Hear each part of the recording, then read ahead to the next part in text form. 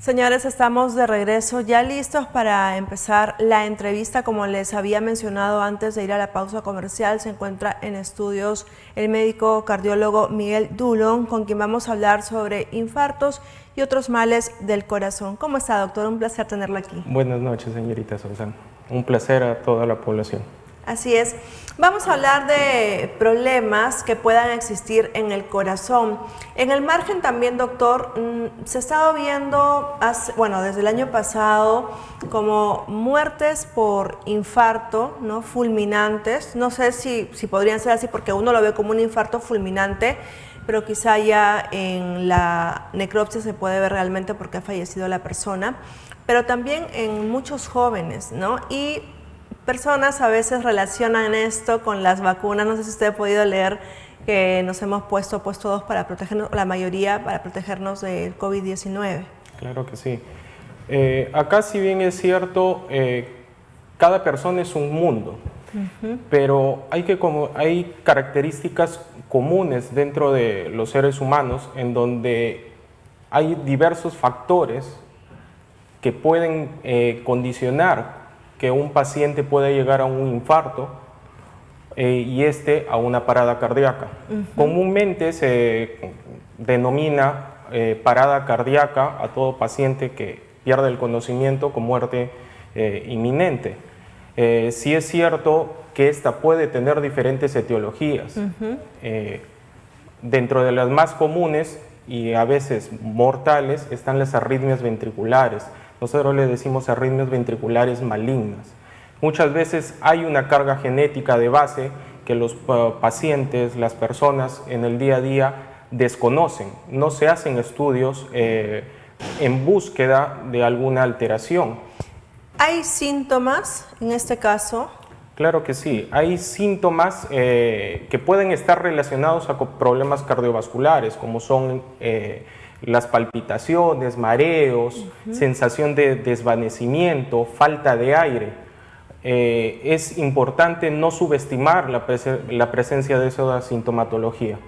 Perfecto, porque como lo mencionaba, pues aparentemente estas personas que están sanas de un momento a otro presentan, ¿no?, este cuadro, y muchos terminan falleciendo, lo cual nos debería de repente llevar a tomar conciencia y ser un poco más, digamos, responsables a un control periódico médico, porque muchas veces no lo hacemos, sobre todo cuando son bastante jóvenes las personas, ¿no? Piensan que nunca van a tener problemas relacionados al corazón, por ejemplo.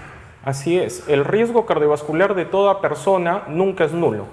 Siempre estamos predispuestos o hay predisposición a que una persona pueda desarrollar algún problema cardiovascular. Incluso en niños. Incluso en niños. Si bien el riesgo cardiovascular es menor al 1%, nunca es cero. Es por ello que ante factores de riesgo, bien sea la obesidad, una de las enfermedades endémicas en el mundo y que se subestima bastante su diagnóstico, una persona debe de ser abordada, estudiada, antes de que sea sometida a cualquier esfuerzo físico. Es lo que recientemente se ha visto en una de las maratones, ¿no? Personas que aceptan ingresar a carreras de competencia sin un estudio previo. Es importante la valoración, el estudio de los antecedentes familiares, bien sea de primera, segunda línea, antecedentes personales. A veces pequeños síntomas son subestimados por la población. Claro, no hay que dejarlo pasar. Usted, por ejemplo, ha llevado el tema al contexto del deporte y en el caso de los futbolistas, ellos también les hacen sus controles, ¿no? Por lo menos anualmente, pasan controles bastante estrictos, pero también hemos visto a muchos, ¿no?, que han fallecido, ¿no?, en cancha. Es así. Y acá hay algo que diferenciar. Prevenir es disminuir la posibilidad de que suceda un evento, pero nunca vamos a poder eliminarlo completamente. Exacto. Es por eso que los deportistas de alta competencia o a quienes van a someterse a esfuerzo físico intenso son estudiados periódicamente, bien como usted menciona, pero es para intentar detectar a tiempo alguna normalidad y poderla abordar.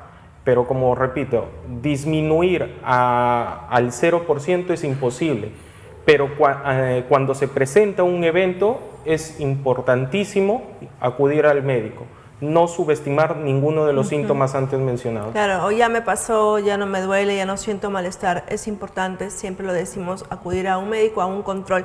Ahora, en el caso de los niños, doctor, y en bebés recién nacidos, se escucha, por ejemplo, mucho hablar de soplos. No sé si siempre un soplo significa un cuadro de alto riesgo, algunos son inofensivos. Primero, ¿qué es un soplo? Para que la audiencia nos pueda explicar, ¿o a qué se le llama soplo? Un soplo cardíaco es la significación clínica que nosotros mediante el estetoscopio auscultamos. Este de acá se puede dar por diversos factores, pueden ser por alteraciones valvulares, comunicaciones entre cavidades o algunos pequeños ductos que no se cerraron al nacer. En los primeros meses de vida se pueden esperar, no frecuentemente, pero pueden los recién nacidos tener soplos inocentes, que con el paso de los meses pueden llegar a desaparecer hacia el año y medio de vida. Pero hay soplos que ya son patológicos que tienen que ser estudiados. En los bebés recién nacidos se suele evidenciar que aparte de este soplo puede haber disminución en la lactancia materna, llanto entrecortado, claro, porque no les ganancia cuesta respirar. de peso. Hay una dificultad para respirar. También en los bebés prematuros, ¿cierto? Así es. Se presenta también bastante, pero digamos que puede ser inofensivo y en el transcurso del crecimiento, ¿no?, ya desaparece. En su mayoría de casos puede llegar a desaparecer. Los que, como menciono, son los llamados soplos inocentes, fisiológicos. Pero con el paso del tiempo sí van a requerir una reevaluación para poder plantear si no se debe a una malformación congénita.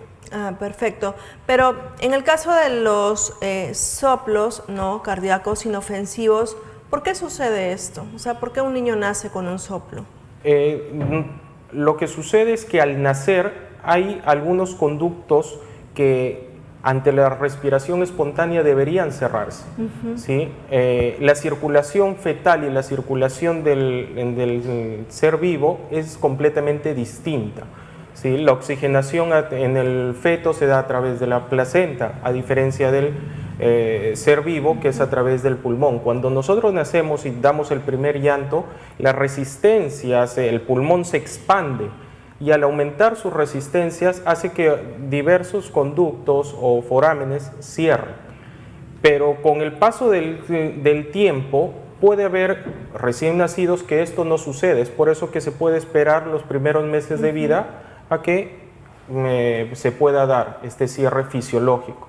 Y se da, en el caso de no darse solo, es importante recurrir, o es necesario, mejor dicho, recurrir a una operación o no necesariamente. Se tiene que individualizar el caso y determinar cuál es la anomalía para determinar el procedimiento a seguir. No todas las alteraciones van a cirugía de forma inmediata. Quizá también en todo esto, enfermedades relacionadas al corazón, doctor, ha cambiado mucho nuestros hábitos, por ejemplo, ¿no? Antes se comía mucho más saludable, siempre o la mayoría de las veces la mamá estaba en casa, cocinaba, pero ahora recurrimos mucho, por ejemplo, a la comida rápida, a la comida chatarra, quizá una vida de mucho trabajo y sedentaria, no incluimos en nuestros días la actividad física, eso también puede llevar a un mal cardíaco. En eso es importantísimo, guías americanas, europeas, siempre cuando los pacientes acuden a visitarnos para evaluación, hacemos incidencia en los factores de riesgo cardiovascular. Actualmente los factores de riesgo han aumentado, tanto las guías americanas como europeas en donde nos basamos como especialistas en cardiología, han aumentado los factores de riesgo, ¿no? Porque estamos expuestos a estrés, no dormir menos de 7 horas, dieta alta en sal, grasas, frituras, sedentarismo, como menciona usted, la obesidad, fumar, beber, y esto de acá condiciona que, asociado a otras enfermedades cardiometabólicas, hipertensión, diabetes, alteraciones de la hormona tiroidea, el riesgo cardiovascular vaya a más. Hay muchas de las enfermedades cardiovasculares que son silenciosas, que probablemente cuando el paciente presenta la clínica ya está muy avanzado, ya está en una etapa en donde hay que buscar más de solamente la enfermedad. Tal es el ejemplo de la hipertensión arterial. 80 a 90% de las personas pueden cursar asintomáticas, valores de presión de 240, 250 de sistólica, y el paciente tranquilo, sentado, sin molestias. Pero esa presión durante muchos años, persistentemente elevada, ha venido dañando y además órganos. que daña otros órganos. Así exactamente. Es, vista, corazón, riñón, intestinos, hígado. No solamente es un problema de la vasculatura, hay que considerar que la hipertensión arterial altera la función en muchos órganos. Escuchándolo, pues uno se asusta, ¿no? Porque no siempre reflexionamos sobre nuestra salud, sobre todo cuando hay un poco de juventud o las personas que son jóvenes todavía se sienten con esa fuerza y a veces también pensamos que somos inmortales, pero es importante. Yo creo que una conversación así como esta quizá pueda llevar a muchas personas a reflexionar, porque hay personas que son muy hipertensas, por ejemplo, y no se cuidan, no toman, digamos, las recomendaciones que les indica el médico, pero sí es importante. Para cerrar la entrevista, doctor Dulon, quisiera que usted le dé a la audiencia las recomendaciones necesarias justamente para prevenir, ¿no? Para prevenir enfermarse del corazón. Las recomendaciones van dirigidas principalmente a estilos de vida, a disminuir el consumo de sal, practicar deporte. Se puede comenzar realizando ejercicios de caminata diaria de 20 a 30 minutos al día. Las recomendaciones van al menos que sean realizados 5 días de la semana. Dieta con alto consumo de verduras, agua, disminuir el consumo de grasas, evitar de todas formas fumar, el licor. Actualmente se ve mucho la comercialización de bebidas energizantes, hay que tener cuidado con ello. Hay una sobredosificación por ahí que las personas al ingerir pueden llevar cantidades muy elevadas de cafeína y taurina al organismo, sustancias neuroestimulantes que pueden provocar en una persona arritmias cardíacas y desenlaces mortales. Y sobre todo, actualmente, parte de la prevención ya lo hemos vivido en años atrás, no muy lejanos, es la vacuna. Hay que vacunarse actualmente para diversos tipos de enfermedades. Tenemos COVID, tenemos para la influenza, neumococo.